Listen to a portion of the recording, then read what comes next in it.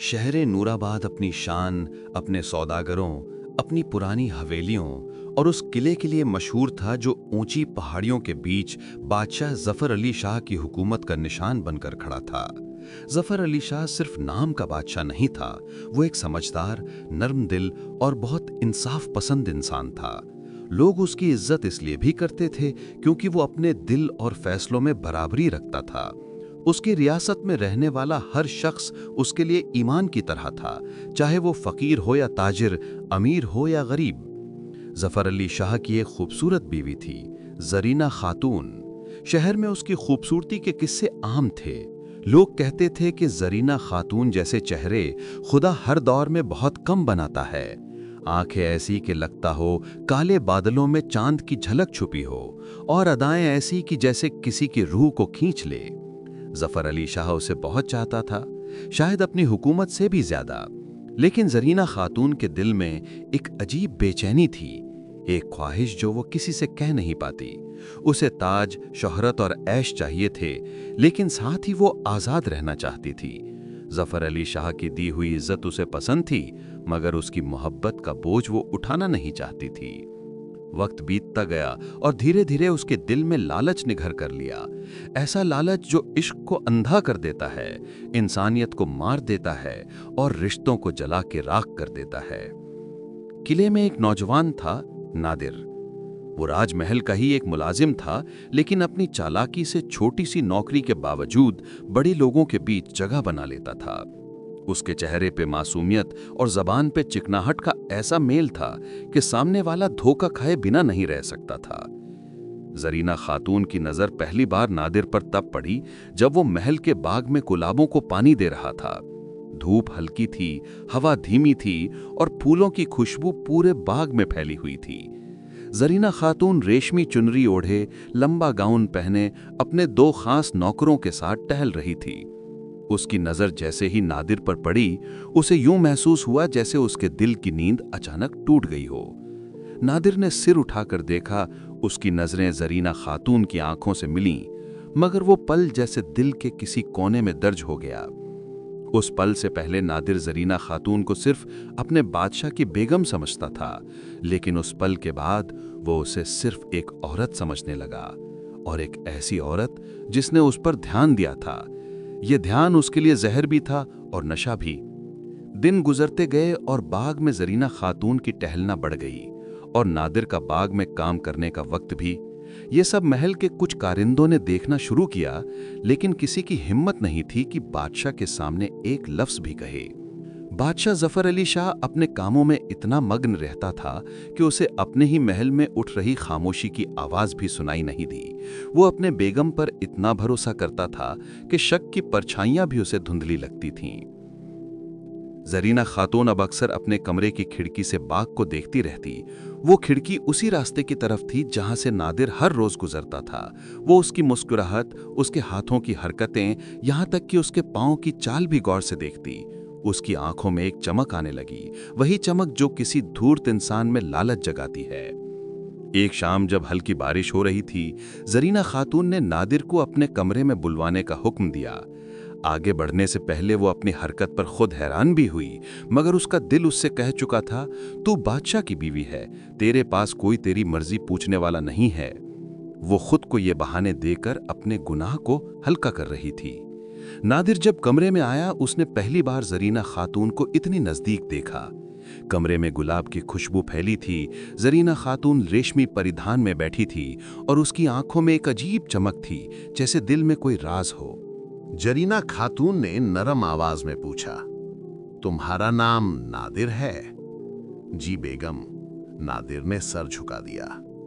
तुम बाग में फूलों को बहुत सलीके से संभालते हो, आपकी मेहरबानी के आपको पसंद आते हैं? जरीना खातून मुस्कुराई, और वही फूल शायद तुम्हें मेरी तरफ भी खींच लाए हैं। नादिर की सांसें अटक गईं। उसकी आंखों में डर भी था और एक गुनाह की आंख भी।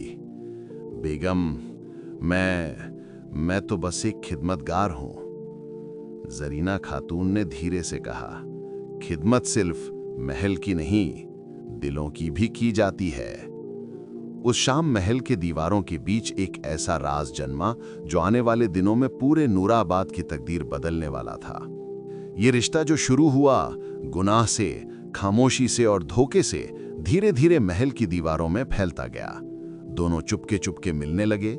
बीच बीच में जरीना खातून नादिर को महल के अलग हिस्सों में बुला लेती, कभी महल की छत पर, कभी पिछवाड़े के रास्तों में, कभी जरीना खातून के निजी बैठकों के कमरे में। जरीना खातून अपने राज को छुपाने में माहिर थी और नादिर अपनी चालाकी के साथ साथ अपनी हसरत से अंधा हो चुका था।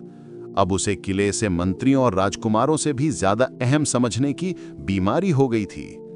धीरे धीरे जरीना खातून का दिल अपने पति से दूर और नादिर की तरफ खींचने लगा। उसे बादशाह का प्यार भारी लगने लगा था। वो खुद को नादिर के सामने हल्का महसूस करती, जैसे उसके गुनाह उसे आजाद कर रहे हों। लेकिन असल में वही गुनाह उसे धीरे धीरे दलदल में ढकेल रहे थे। उधर जफर अली शाह को अपनी पत्नी के बदलते रंगों का एहसास होने लगा था। जरीना खातून उसके सामने वैसी नहीं रही थी। उसकी आंखों में वो चमक नहीं थी, उसकी बातें छोटी हो गई थीं, उसकी नजरें बचने लगी थीं। लेकिन जफर अली शाह ने अपने दिल को समझाया कि यह सब थकान है। उसका दिल किसी शक को झेल नहीं सकता था। लेकिन एक रात किले के बुजुर्ग वजीर हाकिम मुस्तफा ने बादशाह के सामने एक बात रखी।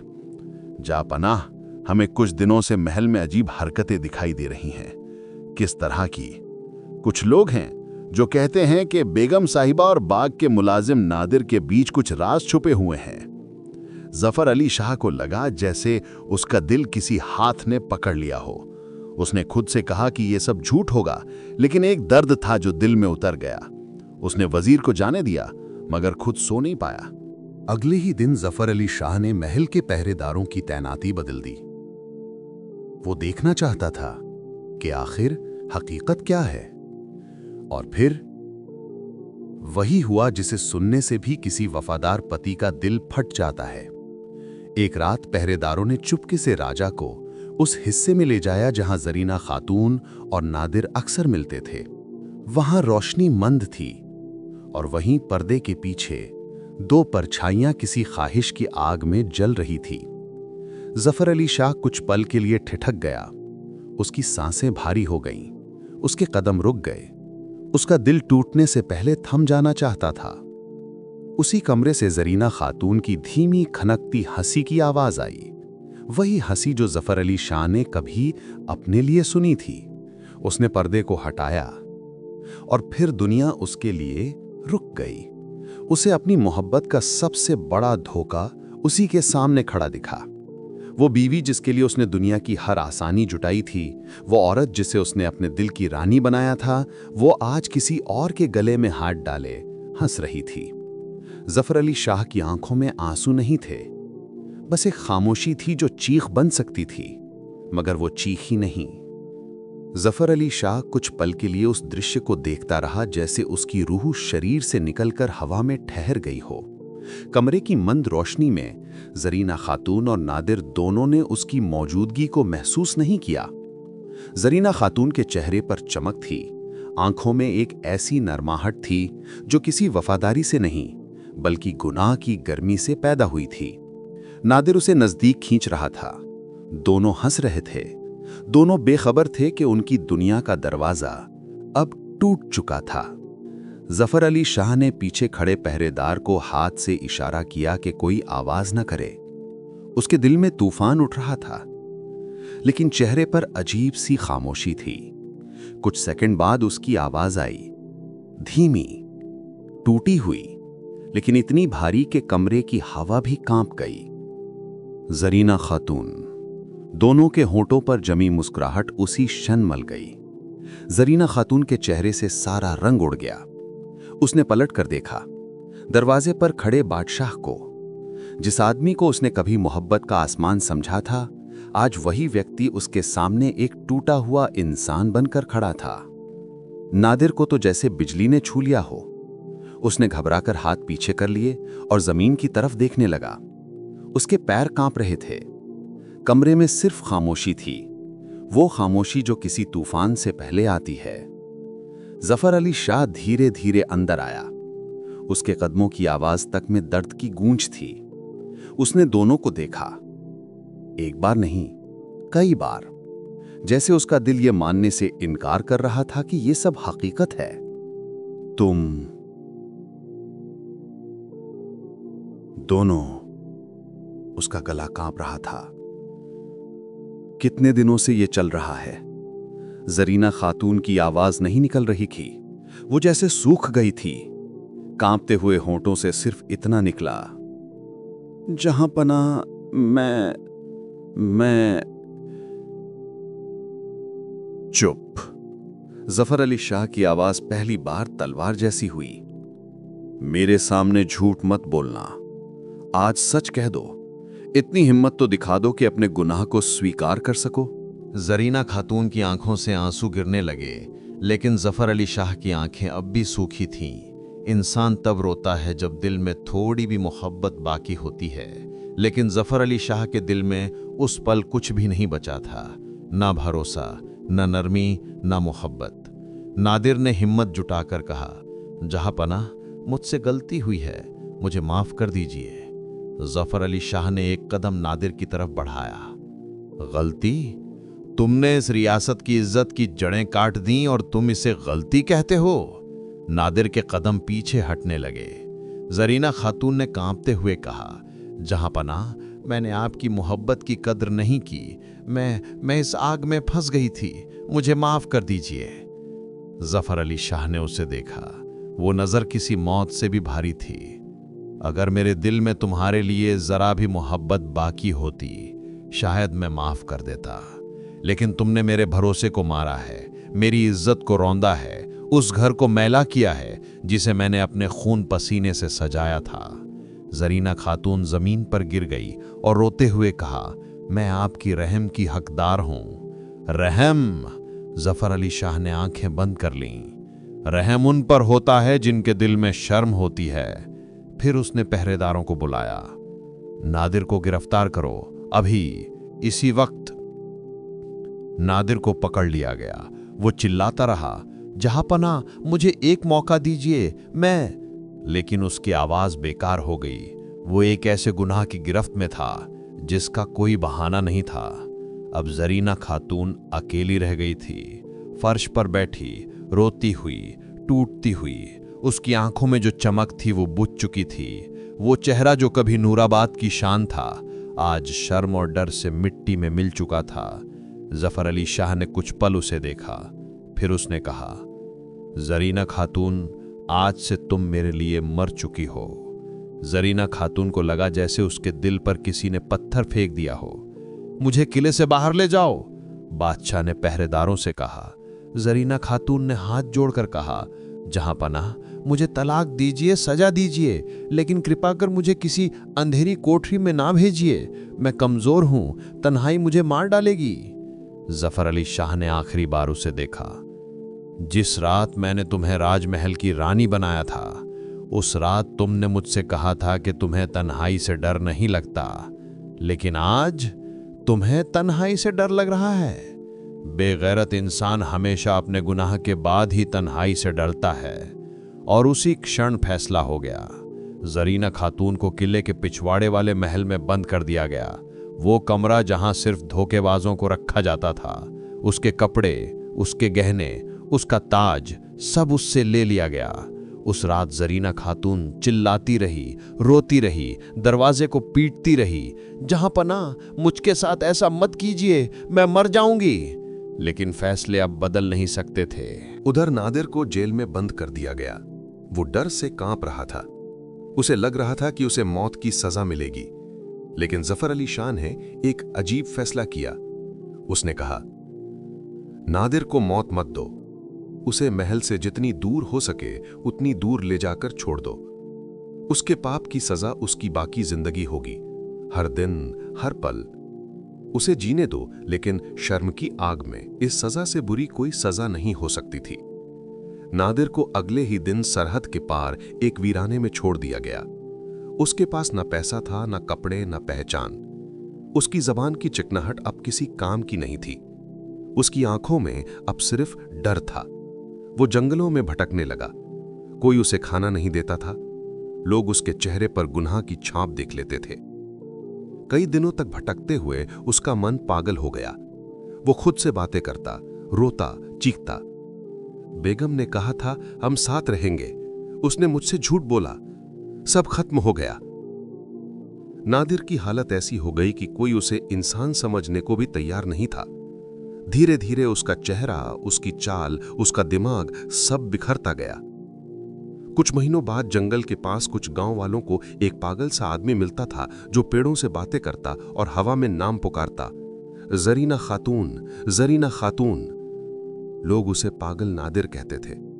उधर जरीना खातून का हाल भी बेहतर नहीं था। उसने तन्हाई में जीना शुरू किया, लेकिन धीरे धीरे उसका चेहरा मुरझाने लगा।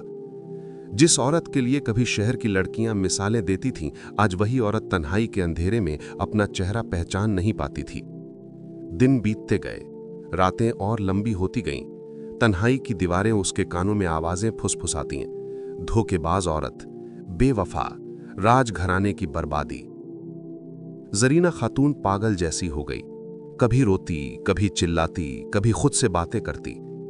एक दिन उसने दरवाजे को पीटते हुए कहा, जहां पनाह, मुझे एक बार देख लीजिए, मैं मर जाऊंगी। लेकिन जफर अली शाह ने कभी उसकी तरफ पलट कर भी नहीं देखा। जफर अली शाह खुद भी टूटा हुआ था। किले में वो अकेला चलता था, लेकिन उसकी चाल पहले जैसी नहीं थी। उसकी आंखों में गहरी थकान थी। वो रातों को सो नहीं पाता था। लेकिन उसने खुद को संभाल लिया, क्योंकि एक बादशाह अपनी कमजोरी रोकर नहीं दिखाता, बल्कि अपने फैसलों से दिखाता है। कुछ महीनों बाद नूराबाद की रियासत फिर से अपने ढर्रे पर आ गई, लेकिन महल के किसी भी कमरे में जरीना खातून की हंसी जैसी कोई चीज नहीं बची थी। किले की औरतें अक्सर चुपके से कहती, वो रानी जिसने ताज ठुकराया था आज अपनी ही तन्हाई की कैदी है। एक दिन जरीना खातून को अपनी कोठरी में बेहोश पाया गया। उसका चेहरा सूख चुका था, आंखों के नीचे गहरे काले घेरे थे, उसकी सांसें कमजोर थीं। डॉक्टर ने बादशाह को खबर भेजी, जहां पनाह, वो ज्यादा दिनों तक नहीं बचेगी। जफर अली शाह चुप रहा। बहुत देर सोचने के बाद वो खुद उसकी कोठरी में गया। सालों में पहली बार जरीना खातून ने उसकी आहट सुनी। उसने धीरे धीरे आंखें खोलीं। उसने बादशाह को देखकर रोते हुए हाथ बढ़ाया, जहां पनाह, मुझे माफ कर दीजिए। जफर अली शाह ने उसकी तरफ देखा। जरीना खातून, मैं तुम्हें इसलिए माफ कर रहा हूं क्योंकि अब मेरे दिल में तुम्हारे लिए कुछ भी नहीं बचा, न मोहब्बत न नफरत। जरीना खातून मुस्कुराई, एक टूटी हुई मुस्कान।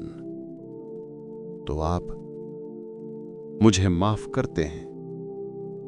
जफर अली शाह ने सिर हिलाया। हां, मौत से पहले किसी इंसान को साफ दिल चाहिए होता है। तुम चली जाओगी, लेकिन मैं तुम्हें नफरत के साथ विदा नहीं करना चाहता। जरीना खातून की आंखों से 2 बूंद आंसू गिरे। काश मैं आपकी मोहब्बत की कदर कर लेती। ये उसके आखिरी शब्द थे। कुछ पलों बाद उसकी सांसें थम गईं। नूराबाद में यह खबर फैल गई कि रानी ने आखिरी सांस ले ली है। लोगों ने राहत की भी सांस ली, क्योंकि एक बेवफा रानी का अंत होना जरूरी था। जफर अली शाह उसके जनाजे पर नहीं गया। वो चुपके से महल की छत पर खड़ा होकर दूर से देखता रहा, लेकिन उसकी आंखों से कोई आंसू नहीं निकला। वो जानता था कुछ धोखे इंसान को रोने नहीं देते, वे सिर्फ उसे अंदर से खत्म कर देते हैं। जरीना खातून को शहर के बाहर एक साधारण कब्र में दफन कर दिया गया। वो कब्र आज भी नूराबाद की महिलाओं के लिए एक सबक है कि खूबसूरती, हसरत और गुनाह मिलकर इंसान को ऐसे गड्ढे में धकेल देते हैं जहां से वापस नहीं आया जा सकता। उधर जफर अली शाह ने अपनी रियासत को फिर से संभाला। लोग उसे पहले से भी ज्यादा इज्जत देने लगे। वो एक सख्त मगर इंसाफ पसंद बादशाह बन गया। वक्त बीता। नादिर पागल होकर जंगलों में भटकता रहा। जरीना खातून की कब्र पर कभी कोई फूल नहीं रखा गया और बादशाह जफर अली शाह की जिंदगी में कभी कोई और औरत नहीं आई। उसका दिल एक बार टूटा था और वो टूटन उम्र भर नहीं भरी। रियासत के लोग अक्सर कहते थे कि एक बेवफा बीवी का अंजाम 2 लोगों को बर्बाद कर देता है और तीसरे को पत्थर बना देता है।